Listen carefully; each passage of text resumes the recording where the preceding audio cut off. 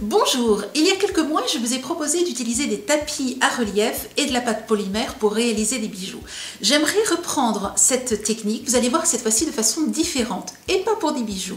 Nous allons réaliser des tableaux. Alors vous allez voir donc que tous les nouveaux tapis que je vais vous proposer aujourd'hui peuvent aussi permettre de réaliser des bijoux, comme les anciens, et les anciens vont pouvoir aussi permettre de réaliser des tableaux comme ce que je vous présente aujourd'hui. Ce qui est intéressant, c'est de partir donc d'une thématique d'un tapis et de créer un univers sur un tableau autour de cette thématique. L'idée de notre atelier aujourd'hui est donc de partir des tapis à relief, donc de les travailler avec la polymère, ici il s'agit aussi de polymère, et ensuite donc de créer tout un univers tout autour de façon en quelque sorte à les encadrer sur un châssis. Voici donc la fermeture éclair. Voici ensuite dans un esprit totalement différent le jeu avec les horloges, avec les petits trous, etc.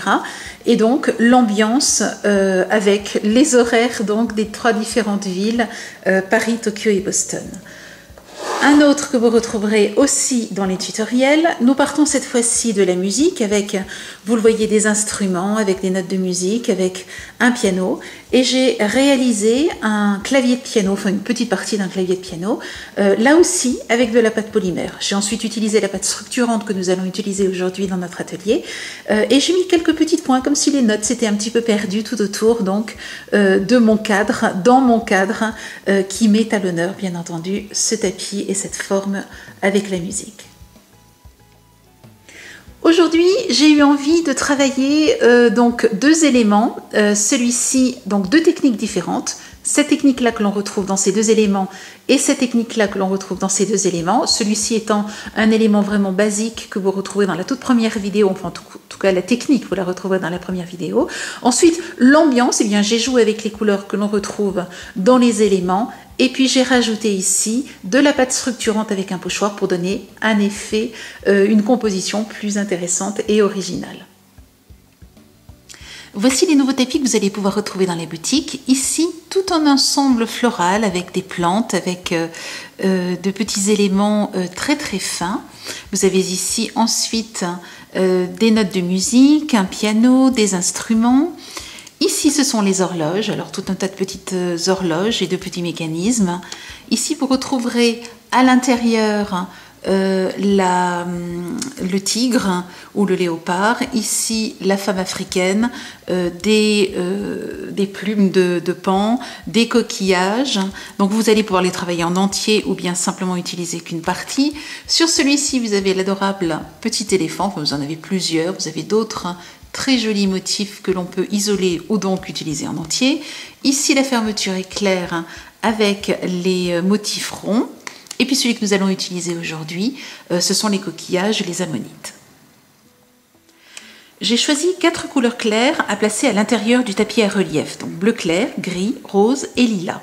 Il faut ensuite, pour le fond, une couleur de contraste, et là je choisis du bleu marine. Premier exercice, je commence par rendre ma pâte très souple. Ça, c'est vraiment le secret de la réussite de cette technique. Vous voyez que j'ai pris très peu de pâte, hein. Vous n'avez pas besoin de beaucoup de pâte. Et je vais donc travailler mes 4 petits bouts et les rendre très souples. Une fois que votre pâte est bien souple, faites des petits boudins avec chacune des couleurs. Une fois que les 4 boudins sont faits, vous les réunissez ensemble et vous voyez, vous les tournez comme ceci. N'hésitez pas à bien serrer et vous obtenez ceci. Alors, on va légèrement l'affiner. Ce sera plus simple. Voilà, et je vais prendre maintenant 2 petits bouts de pâte que je vais venir écraser à l'intérieur donc des reliefs de mon tapis à relief. Je vous montre juste une petite astuce que j'ai à côté de moi. J'ai une éponge sur laquelle je vais régulièrement pouvoir nettoyer mes doigts, ensuite les sécher, de façon à pouvoir toujours avoir des doigts bien secs, donc souffler dessus en plus donc du séchage comme ceci avec le papier absorbant, ça va me permettre de pouvoir étaler sans que la pâte colle à mes doigts.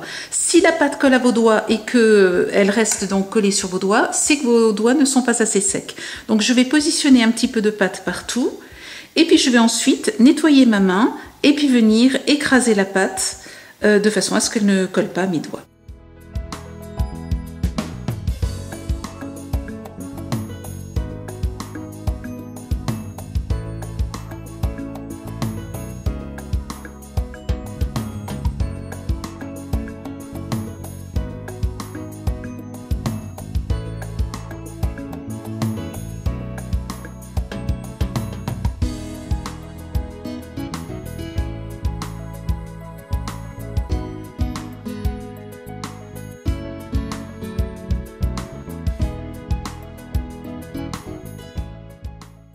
J'ai rempli mon tapis, j'ai étalé de la pâte bleue donc finement, vous voyez, de façon à avoir au moins la largeur donc, du tapis. Je place la pâte dessus et je vais ensuite positionner une feuille de papier sulfurisé dessus de façon à pouvoir retourner facilement et positionner les choses comme ceci.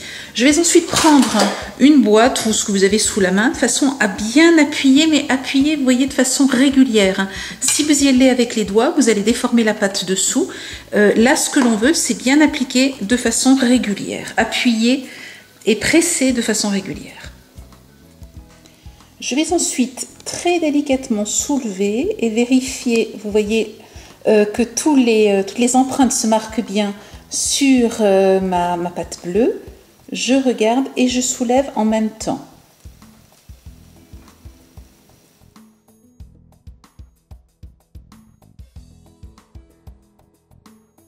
Et je vais progressivement soulever, vérifier que toutes les parties sont bien collées. Si elles ne le sont pas, je rapplique et du coup je les fais coller.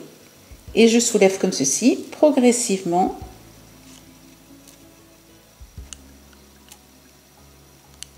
Jusqu'au bout. Et vous voyez que l'on retrouve bien le mélange de rose, de gris que nous avions donc au départ.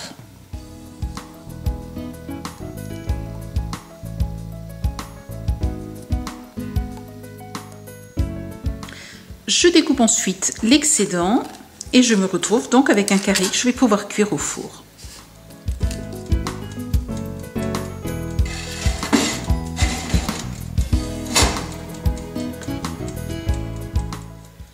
Pour la deuxième idée, voici ce que je vous propose. C'est donc d'utiliser une plaque au départ, d'étaler. Alors je vous montre très vite comment faire.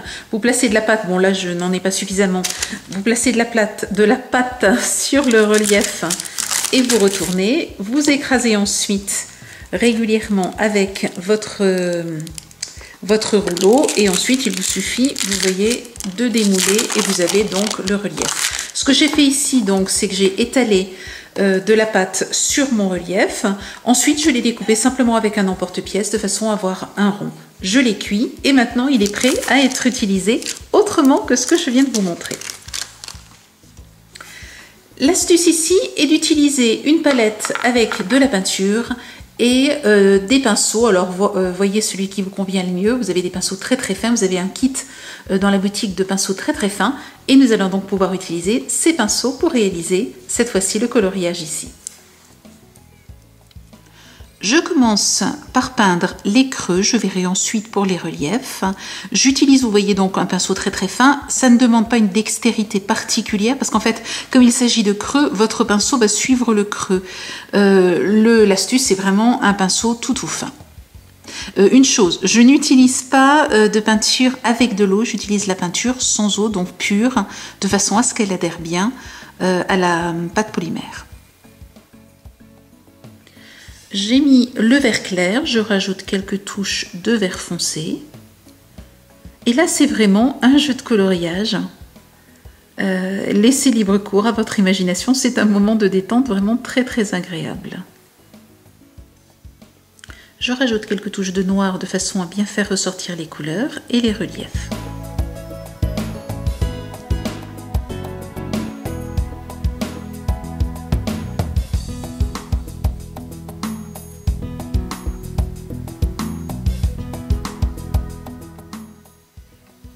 Une fois les couleurs mises, donc à l'intérieur des reliefs, je rajoute du noir sur les reliefs. Je termine en peignant le tour en noir de façon à bien faire ressortir le rond. Et vous voyez que je place mon pinceau de ce côté-là et pas à l'inverse, sinon je risque de salir mon travail. Une fois que votre pinceau est bien déchargé, donc pinceau de peinture noire, est bien déchargé, c'est-à-dire quasiment sec, vous pouvez aussi faire ceci de façon à faire ressortir encore d'autres reliefs.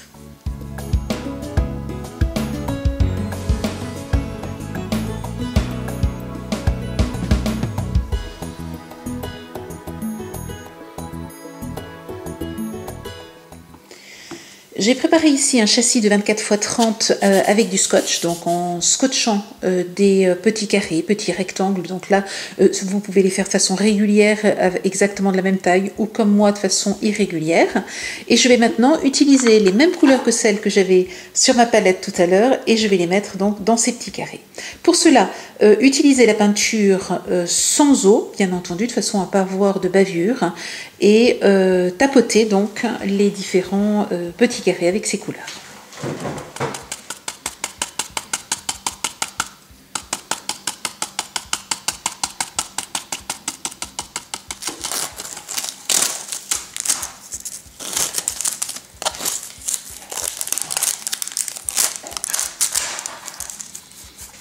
Je peins maintenant l'intérieur couleur lin et vous voyez que j'ai repositionné du scotch une fois que la couleur était bien sèche. Lorsque je mets de la couleur, donc je commence par mettre de la couleur de ce côté-là et ensuite je vais de l'intérieur du scotch vers l'extérieur comme ceci, de façon à ce qu'il n'y ait pas de bavure.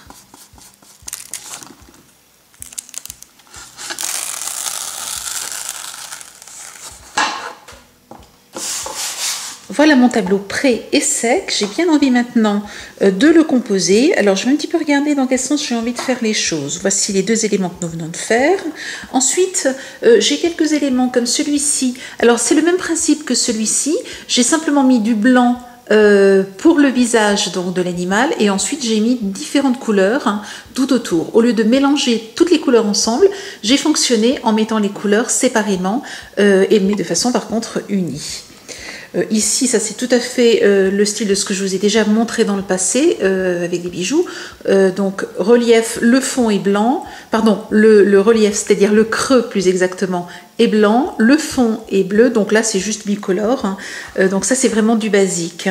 Là c'est la même chose et j'ai simplement peint le petit éléphant en blanc de façon à ce qu'il ressorte mieux. Voilà un petit peu la composition que j'aimerais faire, mais j'aimerais lui apporter une touche un petit peu originale. Vous voyez qu'on retrouve les différentes couleurs donc sur les bordures. Je vais maintenant utiliser un pochoir et de la pâte structurante afin d'apporter un jeu de relief ici, puisque j'en ai déjà ici. Premier relief que j'aimerais faire, c'est ici. J'aimerais en quelque sorte créer un cadre en plein milieu de mon tableau. Je vais donc enlever les différents éléments, positionner le cadre comme cela correspond, vous savez, à cet élément-là. Et je vais maintenant prendre de la pâte structurante sur une spatule en la prenant à l'envers, comme ceci. Et je vais venir simplement recouvrir comme ceci le pochoir.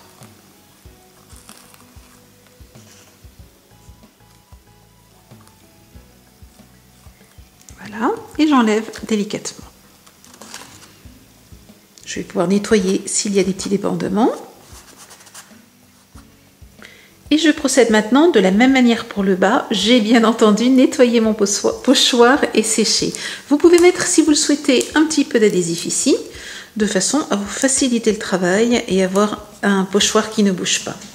Je prends donc à nouveau la pâte structurante, je l'applique à la spatule et je l'étale.